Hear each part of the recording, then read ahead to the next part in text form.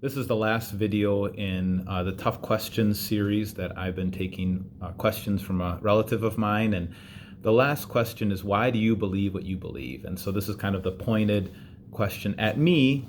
Why am I a Christian? Why am I a Christian pastor? Why do I do this? Why do I believe this? And that's a really good question. I remember a conversation I had with some classmates of mine. I keep thinking about this day when at seminary we were studying to be pastors, and we were, after chapel, we would all kind of hang out in this one guy's dormitory, and he'd make really good coffee, and we'd discuss deep theological ideas. And one day one of our friends just came out of nowhere, and he just said, what if we're all wrong? I mean, what if we are just totally wrong on Christianity? And I mean, if that's true, we're screwing up a lot of people's lives. We're wasting a lot of time at best.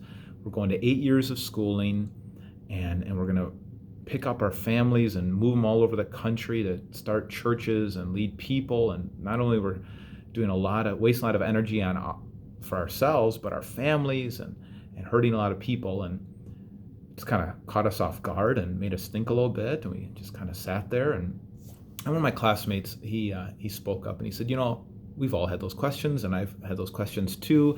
And whenever I have that difficult question, I ask myself two questions. Is there a God or isn't there? That's the first question. So is there a God? And then second one is, which God is the right God? And when I ask that first question, is there a God or isn't there?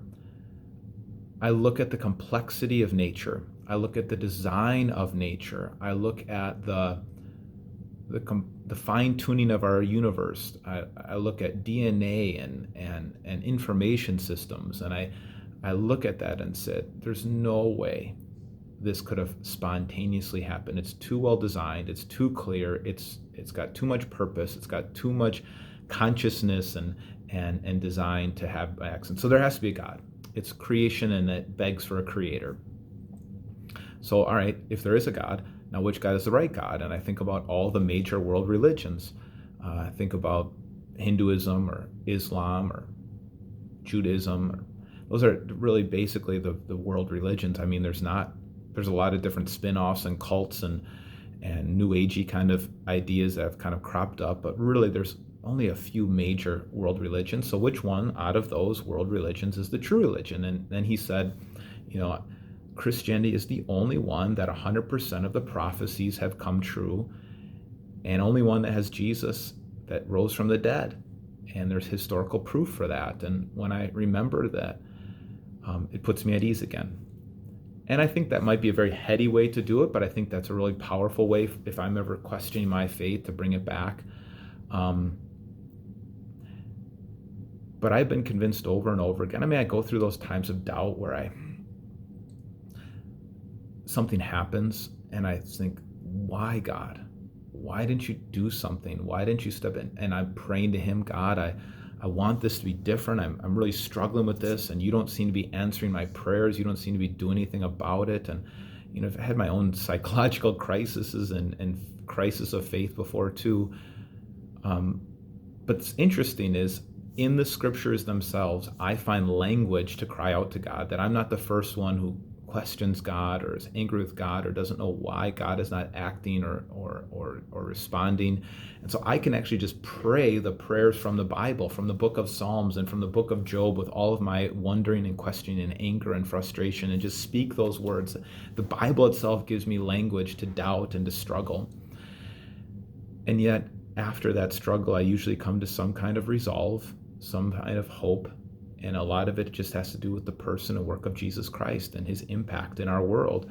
The reality that this man lived 2,000 years ago, never traveled the world, didn't write a book, didn't start a church, didn't get an army, but this Jesus guy didn't have a house, didn't have a big following, had a few disciples. He died and had a ministry for 3 years. But because of his resurrection, it changed the world. It led people to build orphanages and care for the poor and build universities and hospitals. It's led people to build cathedrals and start music and art and start a world of a new creation. And so the witness of Jesus and the fact that all of his followers were willing to give up their life saying they saw Jesus alive, and then what's been created out of Christianity. Sure, there's been black spots in Christianity, but I don't think any of these black spots in Christian history, like the Crusades, or about, scandals, whatever they are, financial scandals or sexual scandals inside of the Christian church. Those are all in contrast to what Jesus did and about the church that he founded. So the witness of Jesus, the witness of the scriptures, the witness of his followers, that they were willing to follow him up till death and beyond, and then just the witness in my own life, and then just reading the Bible every day and seeing the impact it has on people has shown me that I'm ready to devote my life. And hopefully, if I was ever given that choice, that I would be willing to give up my life for this too. That's how much I believe it. So that's why I'm a believer. I see it lines up with history. It lines up with science. It lines up with the story of Jesus. I've seen the impact that it's had on my life and on the life of people, the good it's brought to our world, and the hope of the resurrection in Jesus Christ. And the only answer for evil.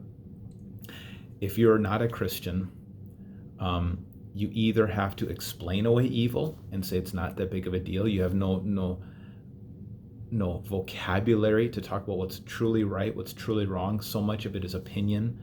If you're not a Christian, you have no text. You only have feelings to go off of and opinions. And according to some of the worst dictators in our history, their opinion was it was okay to destroy people. And if it's just about your feelings, just about survival of the fittest, just about what feels good, do it. That's what's caused, some of the most bloody parts of our history in the last 100 years, because people have just tried to figure it out on their own and they've denied the Christian faith. So that got a little random there at the end, but those are all the different reasons why I am a Christian, and I'm happy to keep this conversation going. All right, adios now.